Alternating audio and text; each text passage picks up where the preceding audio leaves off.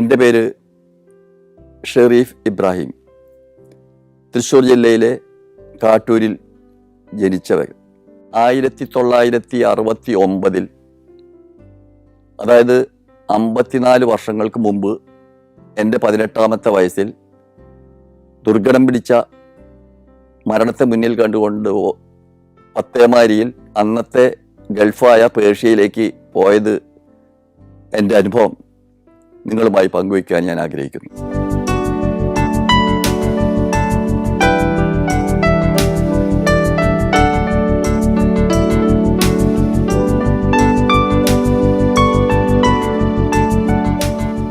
അന്നത്തെ കേരളത്തിൻ്റെ ഒരു ചിത്രം ആലോചിച്ച് നോക്കുകയാണെന്നുണ്ടെങ്കിൽ മിക്കവരും പട്ടിണിയും പരിവട്ടവുമായിരുന്ന കാലത്തായിരുന്നു ഇത്തരത്തിൽ പേർഷ്യ എന്ന് പറയുന്ന ക്രൂഷ്യൽ സ്റ്റേറ്റ്സ് ആ രാജ്യത്തേക്ക് അന്നത്തെ ചെറുപ്പക്കാർ ഉപജീവനം തേടിയിട്ടും മറ്റെല്ലാ മാർഗത്തിലൂടെയും പോകാനുള്ള ഒരു തയ്യാറെടുപ്പ് നടത്തിയത്.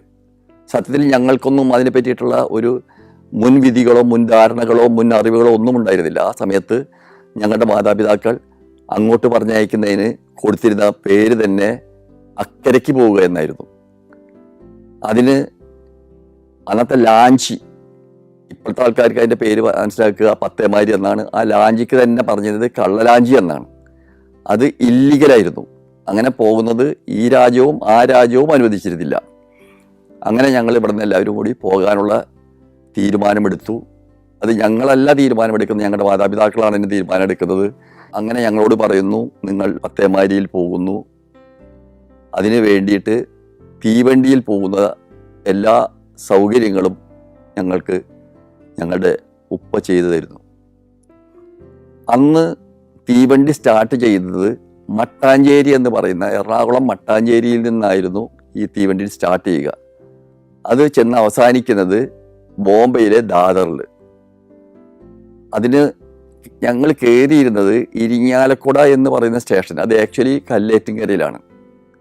സത്യത്തിൽ പറഞ്ഞു കഴിഞ്ഞാൽ എൻ്റെ എവിടെ ഞാൻ സംസാരിക്കുമ്പോഴും എൻ്റെ കണ്ണ് നിറയുന്നത് ആ ഒരു യാത്രയുടെ ഒരു പ്രത്യേക സമയത്തെ പറ്റിയാണ്. അന്ന് ഞങ്ങളുടെ ഗ്രാമത്തിൽ നിന്ന് കാലത്ത് വളരെ പുലർച്ചെ പുറപ്പെട്ടാലാണ് എറണാകുളം ടൗണിലേക്ക് സൈക്കിളിലോ അല്ലെങ്കിൽ മറ്റ് ബസ് മാറി കയറിയിട്ടൊക്കെ എൻ്റെ ഉപ്പൊക്കെ അല്ലെങ്കിൽ അന്നത്തെ രക്ഷിതാക്കൾ എത്തുക. അങ്ങനെ ഉപ്പ കാലത്ത് അവിടെ നിന്ന് ചെന്നിട്ട് മട്ടാഞ്ചേരിയിൽ അന്നത്തെ തീവണ്ടിയിൽ, അതായത് കൽക്കരി തീവണ്ടിയിൽ കയറി ഇരിക്കുന്നു. എന്നിട്ട് കല്ലേറ്റിൻകര വരുമ്പോൾ ആ തീവണ്ടിയിൽ നിന്നും ഉപ്പ ഇറങ്ങിയിട്ട് ആ സീറ്റിൽ ഞങ്ങൾ കയറിയിരിക്കുന്നു. കാരണം അന്ന് എൻ്റെ അറിവിൽ അന്ന് റിസർവേഷൻ സിസ്റ്റം ഉണ്ടാവാത്തത് കൊണ്ടായിരിക്കാം, അല്ലെങ്കിൽ റിസർവേഷന് വേണ്ടിയിട്ടുള്ള പൈസ കൊടുക്കാനുള്ളതില്ലാത്തതുകൊണ്ടായിരിക്കാം, എന്തോ അതറിയില്ല. അങ്ങനെ ഞങ്ങളുടെ കയ്യിൽ പത്തേമാരിയിൽ പോകാനുള്ള 450 രൂപയുടെ ഡ്രാഫ്റ്റും കയ്യിലുള്ള ഒരു 10-50 രൂപയുമായിട്ടാണ് ഞങ്ങൾ ഇവിടുന്ന് തീവണ്ടിയിൽ പോകുന്നത്. തീവണ്ടിയുടെ യാത്ര തന്നെ ഇവിടുന്ന് പോകുന്നത് കല്ലേറ്റിൻകര പോയി അവിടുന്ന് പോയി കഴിഞ്ഞാൽ ഈ തീവണ്ടി ആർക്കോണം എന്ന് പറയുന്ന മദ്രാസിന് മുൻപുള്ള സ്റ്റേഷനിൽ നിന്നിട്ട് അവിടെ നിന്നാണ് തിരിച്ച് വീണ്ടും ബോംബെയിൽ ദാദറിലേക്ക് പോകുന്നത്. അത് 40ഓളം മണിക്കൂറോളം ടോട്ടൽ എടുക്കുമായിരുന്നു തൃശ്ശൂരിൽ നിന്ന്. അവിടെ ചെന്ന് കഴിഞ്ഞപ്പോൾ പൊട്ടിപ്പൊളിഞ്ഞ ഒരു വീടിൻ്റെ ഒരു ചെറിയൊരു ഷോപ്പിൻ്റെ ഉള്ളിൽ മുൾഭാഗം പടുതുകൊണ്ടിരിക്കുകയാണ്. അപ്പോൾ രാത്രി ഒരു പ്ലൈവുഡ് പോലെ ഒരു പലകയിലാണ് ഞങ്ങൾ കിടന്നിരുന്നത്. ആ സമയത്ത് മുകളിലേക്ക് നോക്കിയാൽ ആകാശം കാണാം. അങ്ങനെ ഓരോ ദിവസവും ഞങ്ങൾ ചോദിക്കും, എന്നാണിത് പത്തേമാരി പോകുന്നത്? ഒരാൾക്കും കറക്റ്റായിട്ടുള്ള ഒരു ഇൻഫർമേഷൻ ഇല്ല. എനിക്കിപ്പോൾ തോന്നുന്നു അന്ന് ഞങ്ങൾ അവിടെ താമസിക്കുമ്പോൾ തന്നെ വേറെ പത്തേമാരി പോകുന്നുണ്ടായിരിക്കാം. പക്ഷേ ഇത് പല പത്തേമാരികളും പോകുന്നുണ്ടല്ലോ.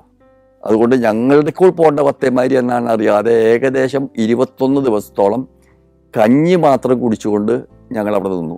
അതിനുശേഷം ഒരു ദിവസം പെട്ടെന്ന് പറയാണ്, ഇന്ന് യാത്രയുണ്ടാവും, എല്ലാവരും റെഡി ആവാൻ പറഞ്ഞു. ഞങ്ങളെല്ലാവരും അങ്ങനെ ചെന്ന് കഴിഞ്ഞപ്പോൾ അന്നത്തെ കാലത്തുള്ള മലയാളം സിനിമകളിലോ മറ്റുള്ള സിനിമകളിലൊക്കെ ഉണ്ടാവുന്ന പൊട്ടിപ്പൊളിഞ്ഞ ഒരു വില്ലൻ ആൾക്കാരൊക്കെ താമസിക്കുന്ന, പണ്ടത്തെ ജോസ് പ്രകാശിൻ്റെ ഒക്കെ സിനിമകളിലൊക്കെ ഉള്ള പോലെയുള്ള ഒരു പൊട്ടിപ്പൊളിഞ്ഞ ഒരു കെട്ടിടത്തിലേക്ക് ഞങ്ങളെ കൊണ്ടുപോയി. അവിടെ ചെന്നപ്പോഴാണ് ഒരുപാട് ചെറുപ്പക്കാർ, മാക്സിമം ഒരു 50-55 വയസ്സ് വരെ പ്രായമുള്ളവരും അതിലുണ്ട്. 12 വയസ്സ് മുതൽ 50 വയസ്സ് വരെയുള്ള കേരളത്തിൻ്റെ എല്ലാ ഭാഗത്തു നിന്നുള്ള ആൾക്കാരും. അങ്ങനെ എല്ലാവരും അവിടെ ചെന്നു കഴിഞ്ഞപ്പോൾ ഞങ്ങൾക്ക് എല്ലാവർക്കും ഓരോ നമ്പർ തരും. എനിക്ക് കിട്ടിയ നമ്പർ ഇന്നും എനിക്ക് ബൈ ഹാർട്ടാണ്, 8383. അങ്ങനെ അവിടെ നിന്ന് എല്ലാവരോടും പറയാണ് 10 പേരെ വീതം ഓരോ ചെറിയ സ്റ്റേഷനിലേക്കും പറഞ്ഞയക്കാണ് അന്നത്തെ ചെറിയ കാറിൽ. അതെന്താ വെച്ചാൽ ഒന്നിച്ച് ഒരേ റെയിൽവേ സ്റ്റേഷനിലേക്ക് എല്ലാവരും കൂടി വന്നു കഴിഞ്ഞാൽ അവിടുത്തെ ഗവൺമെൻറ്റോ പോലീസോ കണ്ടു കഴിഞ്ഞാൽ പിടിക്കാതിരിക്കാനുള്ള ഒരു സംവിധാനം. അങ്ങനെ എനിക്ക് കിട്ടിയ സ്റ്റേഷൻ്റെ പേരും എനിക്ക് ഓർമ്മയുണ്ട്, മഹാലക്ഷ്മി. അവിടെ നിന്ന് ഞങ്ങൾ തീവണ്ടിയിൽ കയറുന്നു. ആ തീവണ്ടി ചെന്നിട്ട് കുറേ ദൂരം യാത്ര ചെയ്തതിന് ശേഷമാണ് വിറാർ എന്ന് പറയുന്ന വളരെ ദൂരം ചെന്ന്, അതൊരു മീൻപിടുത്ത ഗ്രാമം. അവിടെ ചെന്നിറങ്ങിയതിന് ശേഷം അവിടെ നിന്ന് നടക്കണം കുറേ. അപ്പം നടക്കുമ്പോൾ എൻ്റെ കാലിലൊക്കെ ഉണ്ടായിരുന്നത് ഒരു വീവാർ ചെരുപ്പ് പോലെയുള്ള നമ്മൾ സാധാരണ ഒരു ചെരുപ്പാണ്. അത് പൊട്ടി കാലൊക്കെ ആകെ വേദന എടുക്കുന്നുണ്ട്. കുറേ നടന്നപ്പോൾ ഞങ്ങൾക്ക് ഏകദേശം തോന്നി, അപ്പോൾ രാത്രി ഒരു 11 മണി ഒക്കെ കഴിച്ചിട്ടുണ്ടാവണമെന്ന് തോന്നുന്നു. അപ്പോൾ നടക്കുമ്പോൾ ഏകദേശം മനസ്സിലായി ഇതൊരു പട്ടണമൊക്കെ വിട്ട് എത്രയോ ദൂരമാണ്. തന്നെയല്ല, കുറേ അങ്ങ് നടന്നപ്പോൾ കടലിൻ്റെ ആരവം കേട്ടു. അപ്പോൾ മനസ്സിലായി ഇത് കടൽ ഭാഗത്താണ് ഞങ്ങളുള്ളതെന്ന്. ഞങ്ങൾക്ക് അല്ലെങ്കിലും അറിയാമല്ലോ ഇത് തീവണ്ടിയിൽ മറ്റേ ഇതിലാണ് പോകേണ്ടതെന്നുള്ളത്. അങ്ങനെ കുറേ കഴിഞ്ഞതിന് ശേഷം ബോട്ട് ഫിറ്റ് ചെയ്ത ഒരു ചെറിയൊരു വഞ്ചി പോലെയുള്ളത് ഞങ്ങൾ കണ്ടു. അതിലെല്ലാത്തിലും കയറ്റി. അതിൽ ഓരോന്നിലും 10-13 പേരൊക്കെ ഉണ്ടായിരിക്കും എന്ന് വിചാരിക്കുന്നു. അങ്ങനെ കുറേ ദൂരം, ഏകദേശം ഒരു 2 മണിക്കൂറിൽ കൂടുതൽ ഇതിങ്ങനെ കടലിനുള്ളിലേക്ക് അങ്ങ് പോയി. അപ്പോഴും ഞങ്ങൾക്ക് അറിയുന്നില്ല ഇതിൽ തന്നെയാണോ ഈ ദുബായിലോട്ട് എത്തുന്നത്, അല്ലെങ്കിൽ ദുബായ് എവിടെയാണ്, എത്ര ദൂരമുണ്ട്, എത്ര ദിവസം, ഇതൊന്നും ഞങ്ങളുടെ മനസ്സിൻ്റെ ഉള്ളിലേ ഇല്ല. ഒറ്റ ചിന്ത മാത്രമുള്ളൂ, യാത്ര. അങ്ങനെ കുറേ ദൂരം ഇതൊക്കെ പോയി കഴിഞ്ഞപ്പോൾ ഉണ്ട് ഒരു വലിയ ലോഞ്ച്, അതായത് പത്തേമാരി, വലിയൊരു പത്തേമാരി ഞങ്ങൾ കണ്ടു. അതിൻ്റെ അടുത്തത് കൊണ്ടുവന്ന് നിർത്തിയതിന് ശേഷം മുകളിൽ നിന്ന് ഒരു കയറ് താഴേക്ക് ഇട്ടു. ആ കയറിൽ പിടിച്ചിട്ടാണ് മുകളിലേക്ക് കയറേണ്ടത്. അപ്പോൾ താഴെ നിന്ന് നമ്മളെ മുകളിലേക്ക് ഹെൽപ്പ് ചെയ്യാനുള്ള ആൾക്കാരൊക്കെ ഉണ്ട്, മുകളിൽ പിടിച്ച് കയറ്റുന്ന ആൾക്കാരുണ്ട്. അങ്ങനെ ഞങ്ങൾ മുകളിലേക്ക് കയറി. അപ്പോഴും ഞങ്ങൾക്ക് ചിന്തിക്കുന്നില്ല 5 ദിവസം വേണ്ടി വരുമോ, ഒന്നും ഞങ്ങൾക്ക് ഇതിനെപ്പറ്റി അറിയുന്നില്ല. കാരണം അതിനു മുൻപ് ഇത്തരത്തിൽ യാത്ര ചെയ്തവരുടെ ഡീറ്റെയിൽ ഒന്നും ഞങ്ങൾ അറിഞ്ഞിട്ടില്ല. എവിടെയാണ് ഗൾഫ് എന്നും ഞങ്ങൾക്കറിയില്ല. അങ്ങനെ ഇതിനുള്ളിൽ കയറി കഴിഞ്ഞു. എല്ലാവരും ഉള്ളിൽ ചെന്ന് കഴിഞ്ഞപ്പോൾ നോക്കുമ്പോൾ ഒരു 10-200ഓളം പേര് ഇതിനുള്ളിലുണ്ട്. നേരത്തെ പറഞ്ഞ പോലെ പല പ്രായക്കാരും. അവരെല്ലാവരും കെടുക്കുന്നത് പോലും നീർന്നിങ്ങനെ കെടുക്കാനുള്ള സ്ഥലങ്ങളില്ല, അവിടെ ഇവിടെയൊക്കെ ആയിട്ട് കെടുക്കുക. അങ്ങനെ ഇതൊരു രാത്രി ഒരു 2 മണി ഒക്കെ ആയിട്ടുണ്ടായിരിക്കണം. ആ സമയത്താണ് ഇത് സ്റ്റാർട്ടാവുന്നത്. അപ്പം ശരിക്കും പറഞ്ഞു കഴിഞ്ഞാൽ ഞങ്ങൾക്ക് ഏകദേശം ഒരു രൂപം കിട്ടി, ഇതിലാണ് ഞങ്ങളിനി ദുബായിലോട്ട് എത്തുക എന്ന്. വല്ലപ്പോഴാണ് ഭക്ഷണം കിട്ടുക. ആ ഭക്ഷണം എന്ന് പറയുന്നത് കുറച്ച് അരിയും ഒരു ലേശം പരിപ്പും കുറച്ച് സബോളയും മാത്രമാക്കിയിട്ടുള്ള ഒരു സംവിധാനം. അത് 10 പേർക്ക് വേണ്ടി ഇവർ നമ്പർ വിളിക്കും. ആ നമ്പറുകാർ വന്നിട്ട് ഒരു പാത്രത്തിൽ 10 പേര് വട്ടമിട്ട് കഴിക്കുകയാണ് ചെയ്യുക. അതുകൂടാതെ വെള്ളം കുടിക്കുന്നതിനായിട്ട് ഒരു വലിയൊരു ടാങ്കിയുണ്ട്, അതിൽ വെള്ളം വെച്ചിട്ടുണ്ട്. പക്ഷെ ആ വെള്ളം ആരും കുടിക്കില്ല. കാരണം എന്താ വെച്ചാൽ അതിൽ ഡീസലിൻ്റെ സ്മെല്ലുണ്ട്. കാരണം അത് തിരിച്ചു വരുമ്പോൾ, ഗൾഫിൽ നിന്ന് തിരിച്ചു വരുമ്പോൾ ഡീസൽ നിറച്ച് വരികയാണ്. അങ്ങനെ അധികം വെള്ളം കുടിക്കാൻ ഇവർ സമ്മതിക്കുകയില്ല. കാരണം വെള്ളം കുടിച്ച് തീർത്ത് കഴിഞ്ഞാൽ പിന്നെ വെള്ളം കിട്ടില്ലല്ലോ. അങ്ങനെ ഇത് പോയി ഞങ്ങൾ കുറേ ഒരു 10 മണിക്കൂർ 12 മണിക്കൂർ കഴിഞ്ഞിട്ടുണ്ടായിരിക്കണം. ഇതിൻ്റെ ഈ പത്തേമാരിയുടെ മുകൾ ഭാഗത്ത് ഉള്ളിൽ വലിയൊരു കമ്പി ക്രോസ് ആയിട്ട് കെട്ടിയിട്ടുണ്ട്. അത്രയും നല്ല ഉറപ്പുള്ളതാണ്. എന്നിട്ട് പോലും ഇത് കിടന്ന് പൊട്ടുന്ന പോലെ ശരിക്കും കിടന്ന് ആടിയിട്ട് പുറത്തുനിന്നുള്ള വെള്ളം മുഴുവൻ അകത്തേക്ക് വന്നു തുടങ്ങി.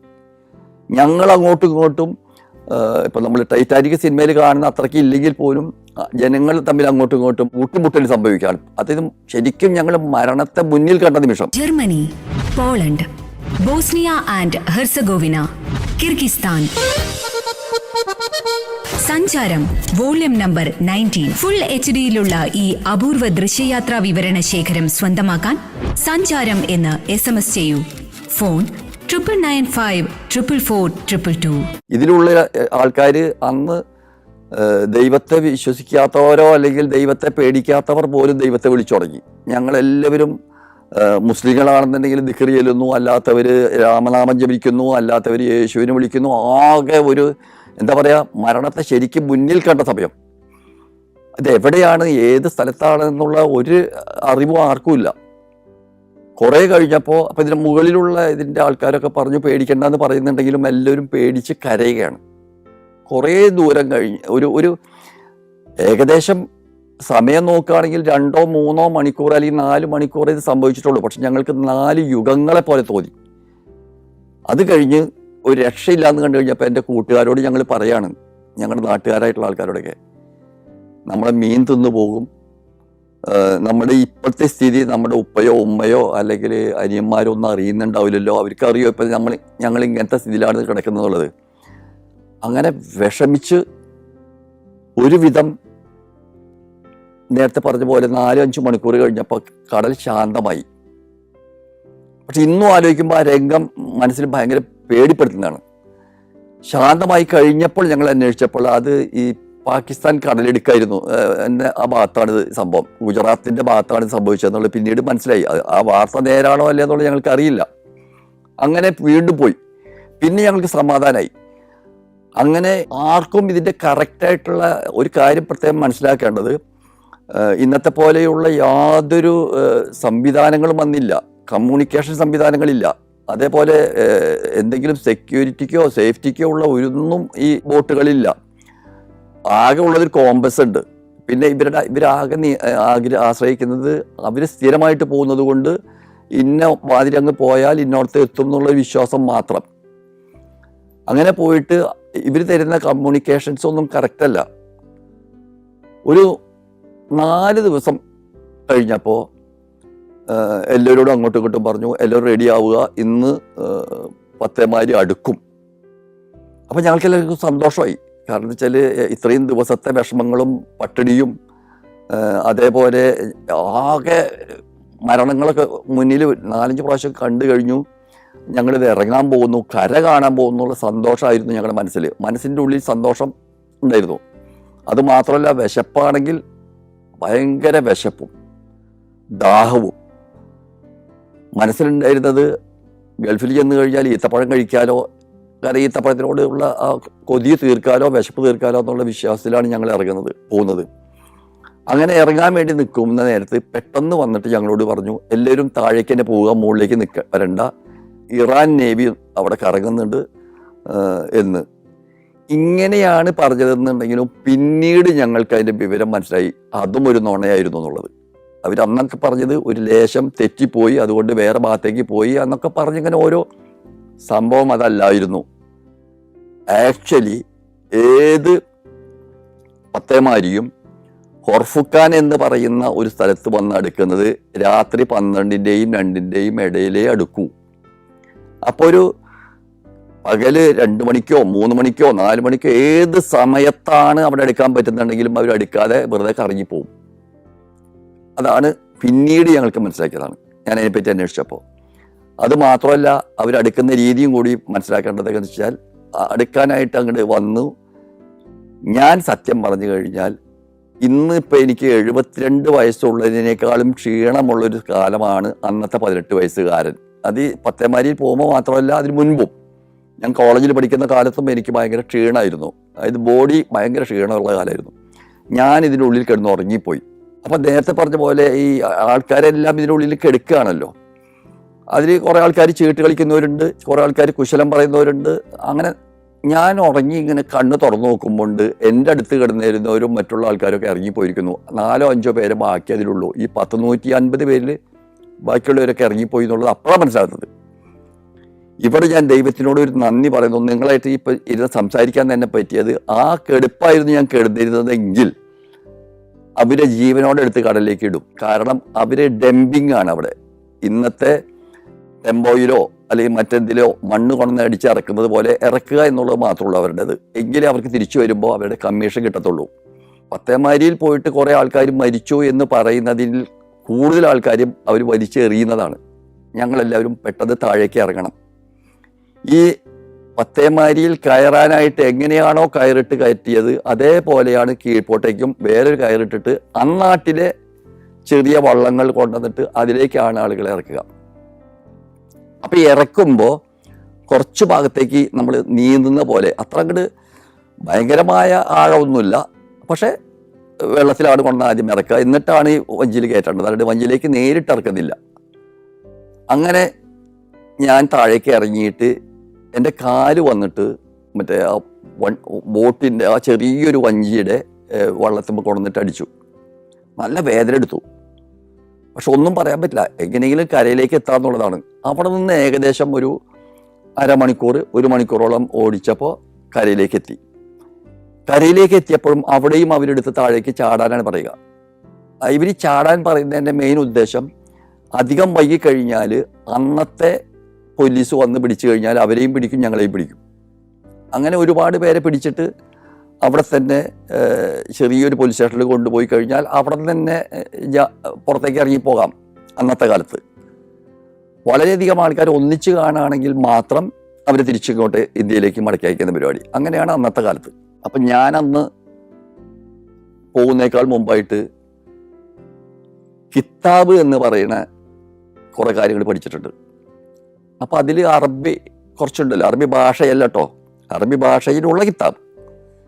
അപ്പം എൻ്റെ മനസ്സിലൊരു അഹംഭാവം, എനിക്ക് അറബിയൊക്കെ നന്നായിട്ട് അറിയാം, കാരണം ഇതൊക്കെ അറിയാലോ എന്നുള്ള ഒരു അഹംഭാവം. ഈ പോയ ആൾക്കാരിൽ കുറേ ആൾക്കാർ എൻ്റെ കൂടെ തന്നെ കൂടി നടക്കുന്നുണ്ട്, കാരണം ഞാൻ അറബി സംസാരിക്കാൻ അറിയുന്ന ഒരാളാണല്ലോ എന്നുള്ളത്. അങ്ങനെ ഞങ്ങൾ കുറച്ചങ്ങ് നടക്കും. അപ്പം രാത്രി ഒരു ഏകദേശം 1 മണിയോ 2 മണിയൊക്കെ ആയിട്ടുണ്ടായിരിക്കണം ഞങ്ങൾ ഇറങ്ങിയ സമയത്ത്. അപ്പം അത് ഏതാണ് ഈ സ്ഥലം, ദുബായ് എന്നുള്ള പേര് മാത്രമേ ഞങ്ങളുടെ മനസ്സിലുള്ളൂ. ആ ചിന്തയിലാണ് പോകുന്നതും.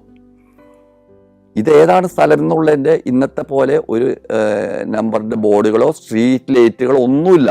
ഇലക്ട്രിസിറ്റി ഉള്ളത് തന്നെ വളരെ കുറവ് ഭാഗങ്ങളിൽ. അപ്പം ഞങ്ങൾ കുറച്ച് റോഡ് നടക്കുന്ന സ്ഥലത്ത് മുഴുവൻ നല്ല ടാട്ട റോഡൊന്നുമില്ല, ചെറിയ ചെറിയ കല്ലുകളോടുള്ള ഇങ്ങനെ കാലൊക്കെ, അതിൻ്റെ ചെരുപ്പിയെ പൊട്ടിയെന്ന് പറഞ്ഞല്ലോ. അപ്പോൾ അതുകൊണ്ട് നടക്കുമ്പോൾ കാലുപേര് വേദന എടുക്കുന്നുണ്ട്. അങ്ങനെ കുറച്ച് നടക്കും. ഞങ്ങൾ 4 പേര് നടക്കുമ്പോൾ കാണാം, ഞങ്ങളെക്കാൾ മുമ്പ് ഇറങ്ങിപ്പോയ ആൾക്കാർ നേരെ മുമ്പിൽ വന്ന് അവിടെ നിൽക്കുന്നു. അപ്പോൾ സ്ട്രീറ്റ് ലൈറ്റ് ഇല്ലെങ്കിലും ഈ നമ്മുടെ എന്താ പറയുക നിലാവെളിച്ചത്തിൽ ആൾക്കാരെ കാണാം. അപ്പോൾ അവർ നിൽക്കുന്നത് അവർക്ക് അറിയുന്നില്ല, മുന്നോട്ട് പോകണോ, എവിടേക്കാണ് പോകേണ്ടത്, എവിടെയാണ് ദുബായ്, ഒന്നും അറിയുന്നില്ല. അവർ കുറേ നടക്കുമ്പോൾ ഞങ്ങൾ അവരെ മുമ്പിൽ കൂടെ നടക്കും, ഞങ്ങൾക്കും എല്ലാം അറിയാമെന്ന ഭാവത്തിൽ. പക്ഷെ ഞങ്ങളും ഒന്നും അറിയുന്നില്ലല്ലോ. കുറേ കഴിയുമ്പോൾ ഞങ്ങളെല്ലാവരും ഒന്നിച്ചു വന്നപ്പോൾ അവരെല്ലാവരും പറഞ്ഞു, എനിക്ക് അറബി സംസാരിക്കാൻ അറിയാം. കുറേ കഴിഞ്ഞപ്പോൾ ഞങ്ങളെല്ലാവരും വിശപ്പ് സഹിക്ക് വയ്യാതിരിക്കുക. ഇതിൽ നിന്നും അപ്പം ഞങ്ങളും ചെറുപ്പക്കാരൻ തന്നെയാണ്, അതിൽ പെട്ട മറ്റൊരു ചെറുപ്പക്കാരനെ, ഞങ്ങൾ ഏത് നാട്ടുകാരാണെന്നൊന്നും അറിയില്ല, അവനോട് ഞാൻ പറഞ്ഞു, കുറച്ചകലെ ഈ കാട്ട് അറബികൾ എന്ന് പറയുന്ന ആളുകളുടെ ചില പാട്ട് കേൾക്കുന്നു, ചെണ്ടയും ഇതൊക്കെ ആയിട്ട്. അവിടെ പോയിട്ട് കുറച്ച് ഈത്തപ്പഴം വാങ്ങിക്കൊണ്ടുവന്നാൽ നമുക്ക് കഴിക്കാം, വിശപ്പ് മാറ്റാമെന്ന് പറഞ്ഞു. ഇവൻ അതേ അങ്ങോട്ട് പോയിട്ട് ആ വേഗതയിൽ തന്നെ തിരിച്ചു വന്നു, പേടിച്ചിട്ടാണ് മടങ്ങി വരുന്നത്. അപ്പൊ നോക്കുമ്പോൾ ഇവൻ വന്നിട്ട് കിതച്ചുകൊണ്ട് പറഞ്ഞു, അവിടെ ചെന്നപ്പോൾ കാണുന്നത് വലിയൊരു ആടിനെ നിർത്തിപ്പൊരിക്കുന്നു, മറ്റുള്ളവരെല്ലാവരും വാളും തോക്കും ഒക്കെ ആയിട്ടുള്ള പാട്ടുകൾ പാടിക്കൊണ്ടിരിക്കുന്നു. അത് കണ്ട് പേടിച്ചിട്ടാണ് തിരിച്ചു വന്നെന്ന് പറഞ്ഞു. ഞങ്ങൾ നോക്കുമ്പോൾ 2 പേര് അവൻ്റെ കൂടെ വരുന്നുണ്ട്. അപ്പം അവരെ വേഷം ഞങ്ങൾ കണ്ടു കഴിഞ്ഞപ്പോൾ ഞങ്ങളുടെ പണ്ട് ഉമ്മമാർ നിസ്കരിക്കാനായിട്ടുള്ള ആ നീളൻ ഒരു കുപ്പായം, അല്ലാണ്ട് അതിന് മുമ്പ് അറബികളുടെ ഡ്രസ്സുകൾ സിനിമയിലോ പടത്തിലോ അല്ലെങ്കിൽ മറ്റേ പുരുത്തിലും കണ്ടതായിട്ട് ഞങ്ങൾക്ക് അറിയില്ല. അവരുടെ കോസ്റ്റ്യൂം ഞങ്ങൾക്കറിയില്ല. വന്ന വഴിക്ക് ഞാൻ വിചാരിച്ചത് നിസ്കാരം കഴിഞ്ഞിട്ട് വരുന്നൊരു തള്ളയാണെന്നാണ് ഞാൻ മനസ്സിലാദ്യം കരുതിയത്. അപ്പം ഞങ്ങൾ ഇവരോട്, എനിക്ക് അറബി അറിയാലോ എന്നുള്ള നിലയിൽ ഞാൻ അറബിയിൽ ഇവരോട് സംസാരിച്ചു. പക്ഷേ ആ വന്നവരൊരു ചെറുപ്പം പയ്യനായിരുന്നു, അറബിയുടെ വേഷമാണ് അവൻ. അവൻ ഇംഗ്ലീഷിൽ എന്നോട് സംസാരിച്ചു, കാരണം എൻ്റെ അറബി ആ നാട്ടിലേക്കേ പറ്റത്തില്ല. അപ്പോൾ പിന്നെ അവൻ ഇംഗ്ലീഷിലാണ് പിന്നെ എന്നോട് പറഞ്ഞത്. അങ്ങനെ ഞങ്ങൾ 2 പേരും സംസാരിച്ചു. അപ്പോഴും ഞങ്ങൾക്ക് ഒറ്റ ഭാഷ മാത്രമുള്ളൂ, ദുബായ്. അത് എല്ലാ ഭാഷയിലും ദുബായ് തന്നെയാണല്ലോ. അങ്ങനെ ലാൻഡ് റോവർ വണ്ടിയിൽ ഫ്രണ്ടിലിരിക്കാൻ ഇന്ത്യൻ്റെ 12 രൂപ, ബാക്കിലിരിക്കാൻ 8 രൂപ. അപ്പോൾ ഫ്രണ്ടിൽ ഇരിക്കുകയാണെന്നുണ്ടെങ്കിൽ കുറച്ചും കൂടി സുഖം ഉണ്ടാവും, പൊടികളൊന്നും ഉണ്ടാവില്ല, മഞ്ഞ് ഉണ്ടാവില്ല. ബാക്കിലാണെങ്കിൽ ഭയങ്കര തണുത്ത കാറ്റായിരിക്കും, പൊടി ഉണ്ടായിരിക്കും. പക്ഷെ ഞാനൊക്കെ കയറിയത് ബാക്കിലാണ്, കാരണം അതിനുള്ള പൈസയേ ഉള്ളൂ ഞങ്ങളിൽ. അങ്ങനെ ഇവൻ ഞങ്ങളെ കൊണ്ടുപോവാണ്. അപ്പോഴും ഞങ്ങൾ പറയുന്നുണ്ട് ദുബായ്. അങ്ങനെ കുറേ കൊണ്ടുപോയപ്പോൾ കുറച്ച് അകലെയായിട്ട് ഒരു വലിയൊരു ബിൽഡിങ്ങിൻ്റെ മുകളിൽ ഒരു ലൈറ്റ് കണ്ടു. അപ്പം ഞാൻ ഈ വണ്ടിയിലിരിക്കുന്ന ഒരു 5-8 പേരുണ്ട്, അവരോട് ഞാൻ പറഞ്ഞു, ആ കാണുന്നതാണ് ലൈറ്റ് ഹൗസ്. കാരണം സൈഡിൽ കടലിൻ്റെ തിരമാലകളൊക്കെ ഉണ്ടല്ലോ. അപ്പം എല്ലാവർക്കും തോന്നി, ഓ ഷെറീഫിന് എല്ലാം അറിയാലോ. ഈ ജീപ്പ് എന്ന് പറയുന്ന ലാൻഡ് റോവർ കൊണ്ടുവന്നിട്ട് ഇതിൻ്റെ അടുത്ത് കൊണ്ടു നിർത്തി. അതെൻ്റെ രണ്ടാമത്തെ അഹംഭാവത്തിൻ്റെ മോനോടിച്ചതായിരുന്നു.